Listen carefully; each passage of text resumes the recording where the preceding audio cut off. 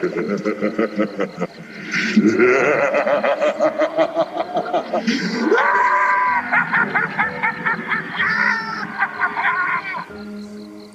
children see a monster, it's explained away as imagination.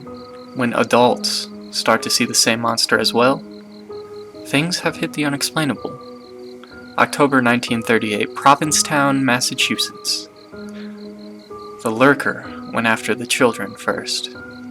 They came home with tears in their eyes and their frail bodies shaking over what they had seen. The children of Provincetown told of a monster that gleefully stalked them on their way home from school. They said it was something big, something that growled, something all in black, and something that appeared from nowhere and then took off in a flash. Their parents smiled, gave them hugs, and maybe a sweet to calm them down, but it did little to appease the children's fear of the ghoulish phantom they knew was lurking somewhere in Provincetown. No matter how hard they insisted that the creature was not a figment of their imagination, the adults refused to believe them. After all, it was October. Over-imagination and pranks always filled the air around Halloween. But when it was one of their fellow adults who saw the Devil Man, they couldn't ignore it any longer. It was Maria Costa who the specter had chosen that night as she was walking home by herself.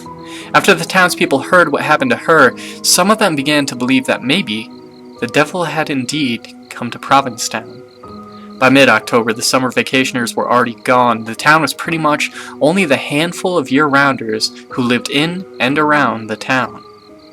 That's why no one was around that chilly October night as Miss Costa walked by her town hall.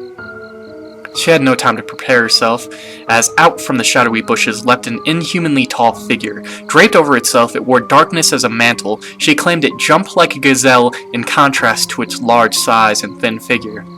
The creature turned its head towards Miss Costa with unknown intent. The phantom's eyes were reported to glow a vivid blue, giving Miss Costa the only sign of light on those shadowy streets.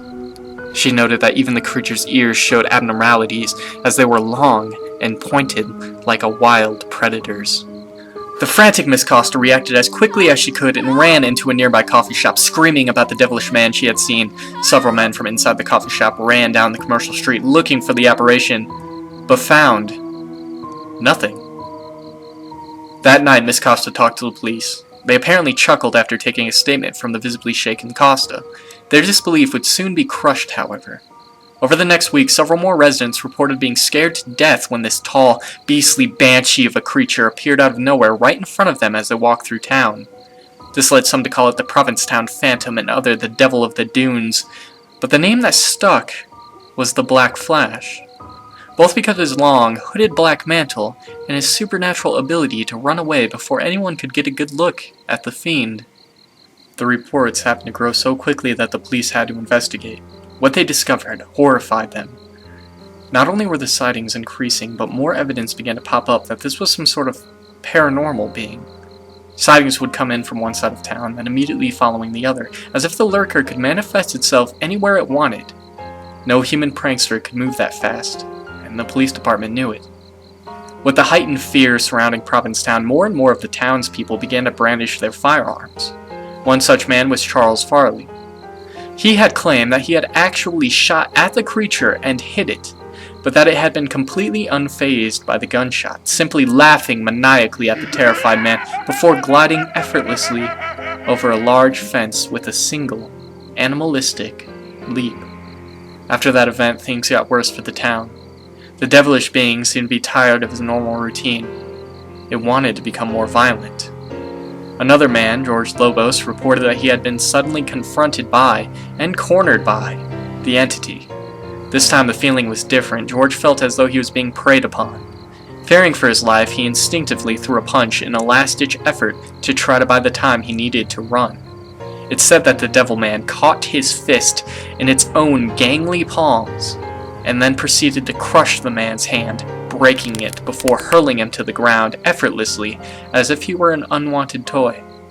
His crushed hand was all the evidence he needed to prove his story. That wasn't the end of the violent rampage. Yet another such violent encounter happened when another witness claimed that the creature had lashed out to strike him with its supernatural strength, sending him flying through the air. This became increasingly common as more men from the town claimed to have been prey for its violent episodes. With this being such a strange and forgotten story, you'd think it would have ended just as quickly as it started. But that wasn't the case. For the next 7 years, this spectral lurker had terrorized the town. Even the police had encounters with this creature. In one such incident from November of 1945, a group of 5 police officers were called to a schoolyard to investigate a sighting.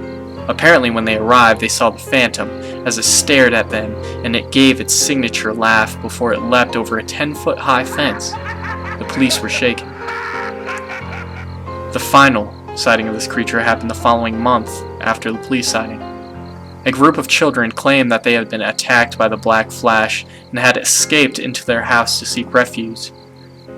While they were inside their house, they cowered as it banged on the walls and rattled the doors, eagerly, for the first time trying to directly hurt children. One child by the name of Louis Gennard allegedly got a hot pan of boiling water to throw at the creature, which sent it howling off into the night. This would mark the last reported sighting of the Black Flash.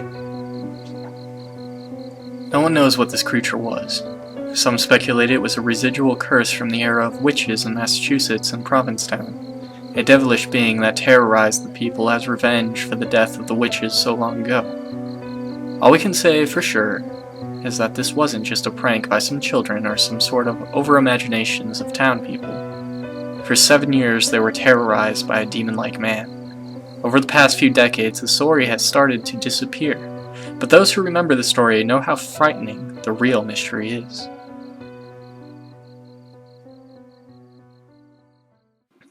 Hello everyone, just wanted to say thank you for listening, and to remind everyone that this is indeed a true story. If you want to see more true stories and true mysteries that have actually happened in this world, go ahead and hit the like and subscribe button so I know to keep going. Thank you for your time, and I hope you enjoyed this content and all future content to come. Until later.